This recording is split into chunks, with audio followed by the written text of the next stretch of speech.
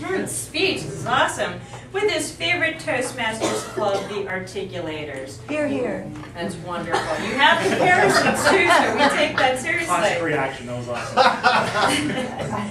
This morning, Scott is not celebrating the completion of his Competent Communicator Manual. Rather, this morning is a commencement celebration as Scott embarks on his ultimate goal with Toastmasters, becoming skilled enough to become a professional speaker. Oh. Please join Scott this morning as he shares a story he hopes will inspire you to break out of your comfort zone as a speaker and as an individual. The title is The Perfect Storm. Welcome, Scott.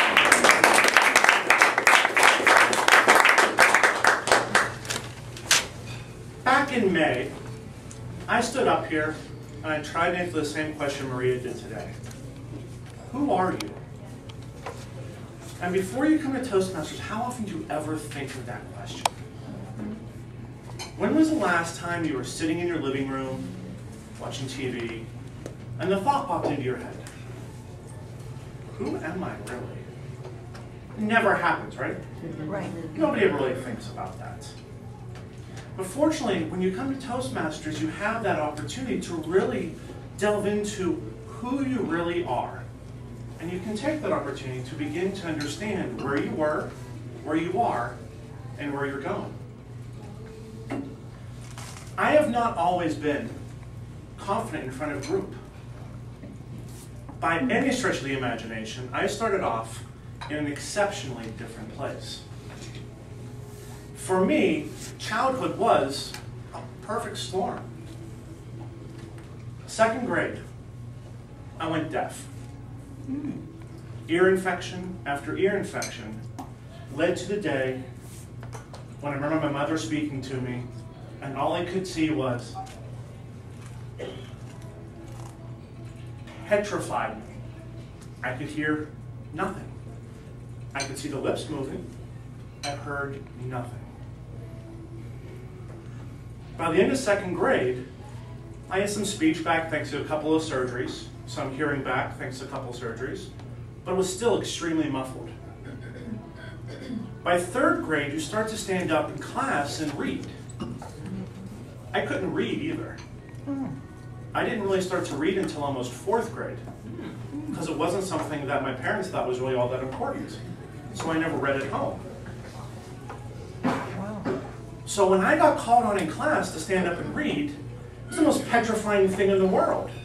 I had no idea what I was doing. 4th grade came, and I was getting better, but I developed the worst stutter in the world. If you were on the 2nd floor of your house and had to go to the 1st floor, what would you call that? You'd be going downstairs. To me, that was, I'm going down, down, down, down, down, down, down, down, down, stairs. Oh. Every time I tried to say that word, I couldn't say it. That wasn't the only word. I got sent to speech class. I got tested for special needs. I was labeled as that kid. I was the slow kid. I was the dumb kid. I was the kid you really didn't want your friend spending all that much time with because he might rub off on you. Maybe it's contagious. My parents were sure that I was retarded. I know that because they said, "We think you're retarded." Oh, no. Not only did we want you, but they gave us a broken one. That was my worldview when I was a kid. That's how I perceived myself. As I got older, I learned maybe that wasn't quite right. Because when I went through testing for being the special needs kid, they came back and said I was the gifted kid. Which my parents said, that's just another way of saying, you're not so smart. Jeez. So I wasn't that good at speaking in front of people. I wasn't that good at being in front of people. By junior high, I had actually developed selective mutism. Whenever I saw adults, I wouldn't speak. Who watches The Big Bang Theory? What does Raj do whenever he sees a girl? That was me in front of an adult. Teachers. Adult parents. I couldn't say a word. I was like Raj. My only outlet was if you put a ball in my hand. To me, that was like a magical power. That ball allowed me to become a normal person, a normal human, a normal kid. That found my voice. When my parents split, I made a decision that this is an opportunity for me to become a different version of who I am. And to stop thinking that they were always right about things. It took me a long time, a very long time, to understand that maybe I wasn't that kid. When I was a senior in high school, I barely graduated. I had a whopping 2.01 grade point average in high school. Anybody know what you need grade point average wise to stay eligible to play sports in high school? 2.0. 2.0. I was right there. I made sure I was eligible every semester. Period. Then it took SATs. At the time, SATs were out of 1,600. I got 1,450. Oh my God. I took ACTs to go to southern schools. I got 27.5 out of 30. Jeez. But yet, I still had this mental image in my mind. I can't do it. I'm not the guy that's going to go anywhere. I'm not the one that's going to ever influence people. As my grandparents told me, McDonald's needs waiters. Do you want fries with that? You should practice that. The impact that we have on others' lives resonates for generations and for years to come. And sometimes it takes you a long time to realize you're not the person you were told you were.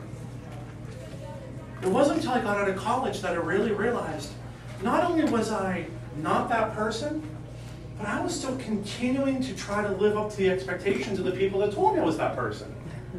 I followed the career path and the educational path of the people who told me that I shouldn't be in there in the first place.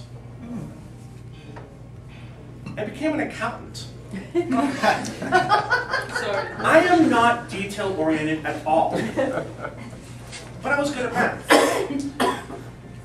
And my parents told me that's what you should do. If you're going to go to college for anything, go to be an accountant because there's always bean counters. And I said, okay.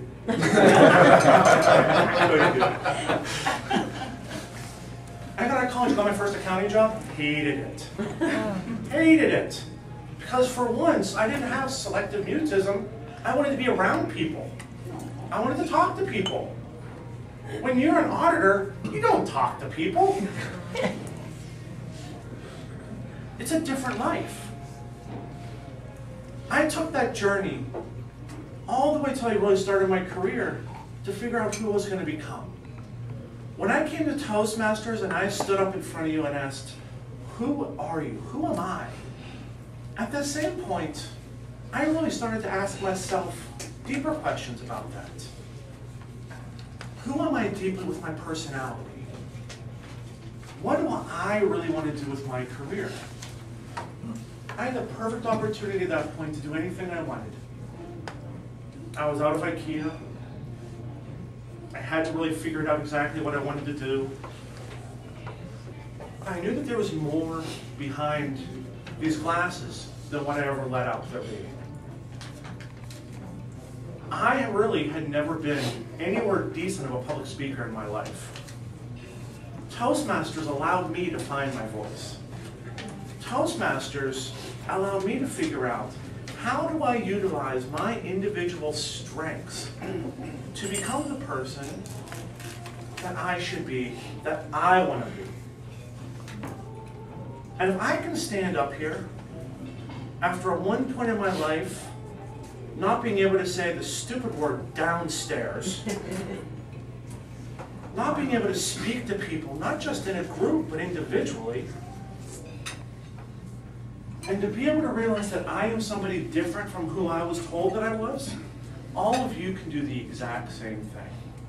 If you tell yourself that you can or you can't, you are right. Until you tell yourself, I can do it, you won't do it. So as you continue on your journey, as you continue trying to become the best version of yourself, every time you stand up here, think of me and think, if he can learn how to say downstairs, I can learn how to do this too. It's within you. It's your path, it's your life, it's your journey.